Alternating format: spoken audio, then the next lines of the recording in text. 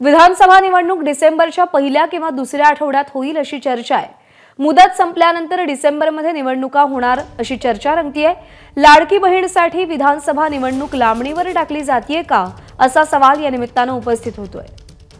निलेश बुधावले आपले प्रतिनिधी आपल्या सोबत आहेत। निलेश, नोव्हेंबरमध्ये म्हणता आता निवडणूक डिसेंबरमध्ये जाण्याची शक्यता दिसतायत, काय कारण आहेत यामागे? प्रज्ञा, सध्या आपण पाहिलं तर लाडक्या बहीण योजनेसाठी मोठ्या प्रमाणामध्ये अर्ज आलेले आहेत। पहिल्या हप्त्याची रक्कम, पहिल्या आणि दुसऱ्या हप्त्याची रक्कम जमा देखील झालेली आहे। आणखीन किमान 2 हप्ते तरी अंतर्गत दिले पाहिजेत अशी भावना कुठेतरी सरकारची दिसते आणि त्यामुळे कुठेतरी निवडणुका लांबण्याची दाट शक्यता वर्तवण्यात येते। निवडणूक आयोगाची शुक्रवारी पत्रकार परिषद झाली, त्यांना स्पष्ट केलं की जम्मू काश्मीरचा निकाल लागल्यानंतरच कुठेतरी महाराष्ट्रातल्या निवडणुका होतील। मात्र आता जी सूत्रांची माहिती मिळते त्यानुसार या निवडणुका डिसेंबरच्या पहिल्या आठवड्यात होण्याची शक्यता आहे।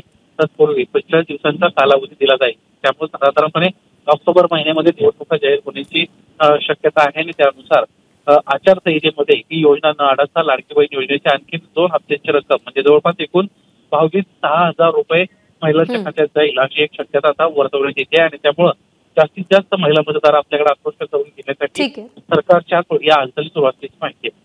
निलेश, धन्यवाद दिलेल्या माहितीसाठी। एबीपी माझा, उघडा डोळे बघा नीट।